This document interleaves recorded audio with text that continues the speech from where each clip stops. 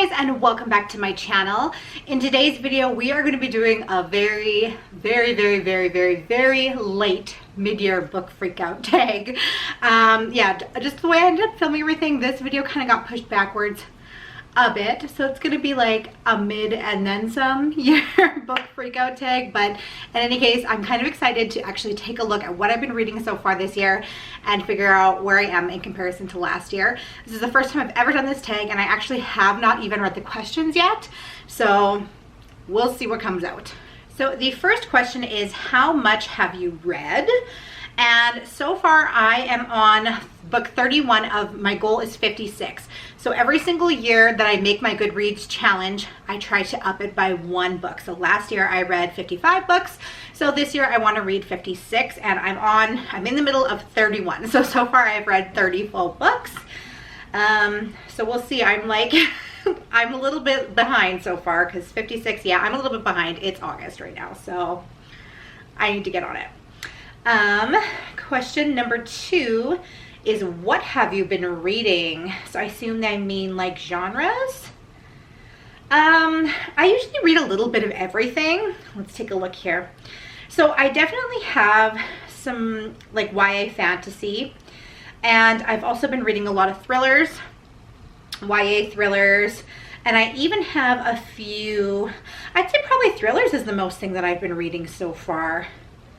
Yeah, which is interesting because a lot of times I don't like, I like thrillers, but I wouldn't say that's typically a genre that I read the most in. But so far it's definitely looking like the most that I've been reading is thrillers. Interesting. Question number 3 is, the best book that you have read in 2020.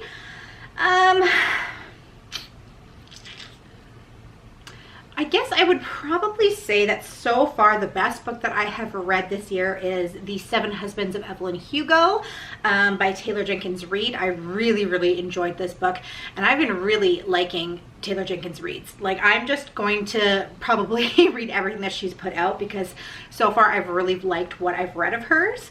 So I would say that one. I also liked Sleeping Beauties by Stephen and Owen King.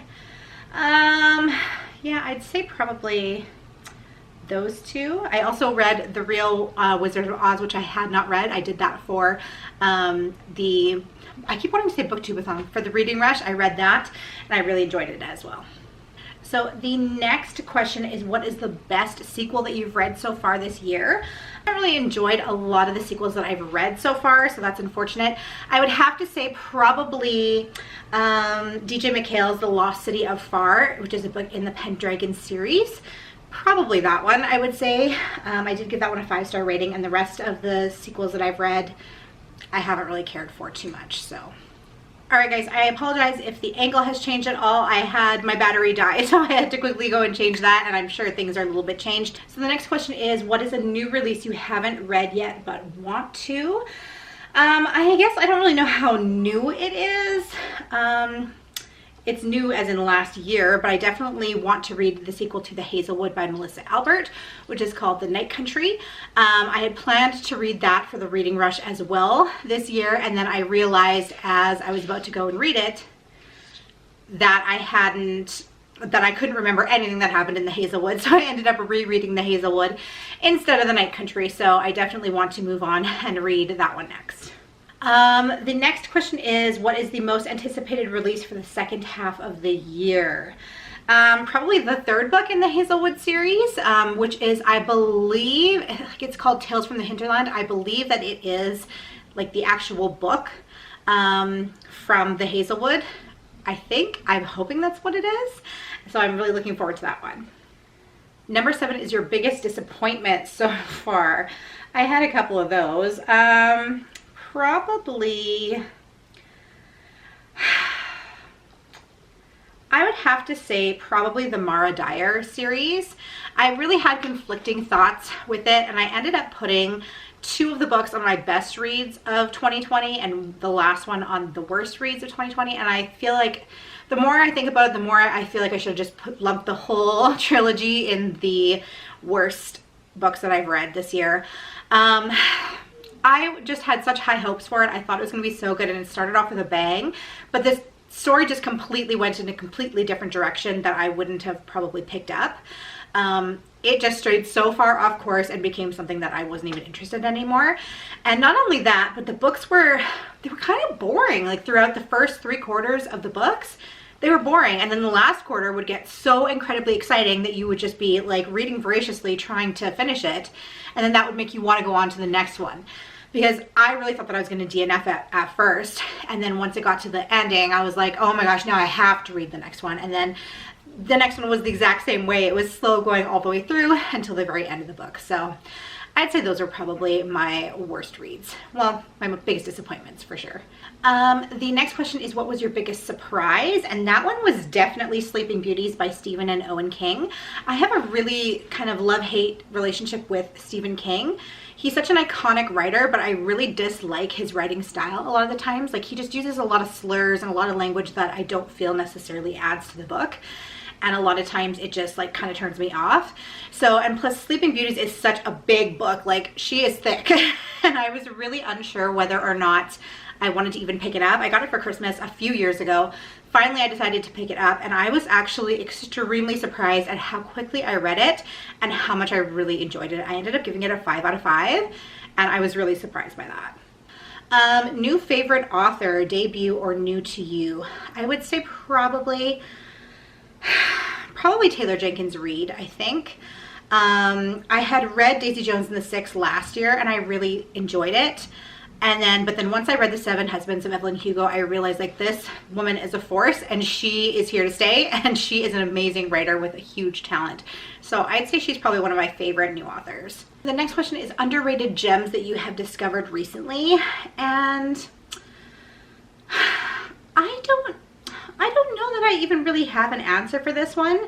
I guess I read Peter Mon's The Before, Now, and After Then, and I was really surprised at how much I enjoyed that one. And I think that it's definitely underrated. He is a YouTuber. If you don't follow him, he has 5 different YouTube channels, and he does have a BookTube channel, which is where I found him.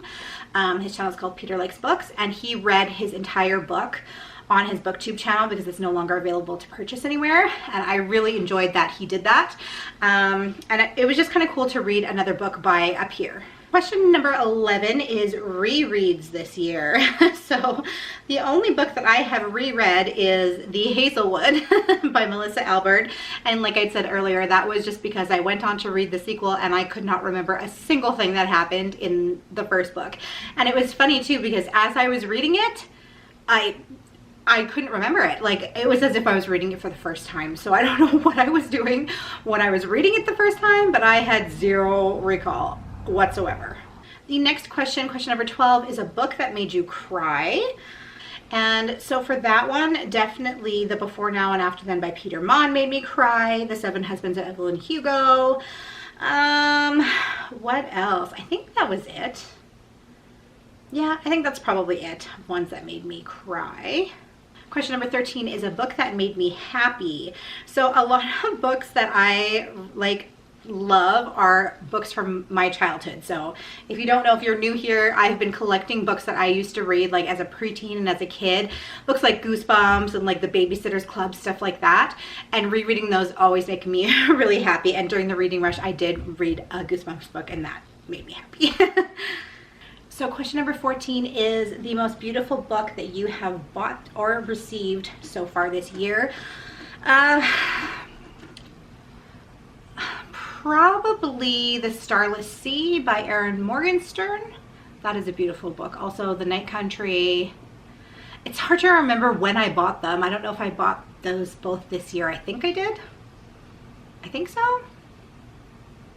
I'm gonna go with those. And the last question, question number 15, is your bookish goals for the rest of the year. So the rest of the year, basically my only goal is to hit my Goodreads goal. So it is to read the 56 books so that I can like be on pace for next year. So I definitely have to catch up a little bit, but that is my major goal. And also, of course, to carry on with BookTube. I had a little hiatus there for a few months a while ago, so I definitely want to also continue on with making my BookTube videos. Well, you guys, that pretty much wraps it up for me today. Let me know in the comments down below what your thoughts on the video were and what you think about any of the books that I mentioned. I hope you guys are having an awesome day, and I will see you in my next video. Bye!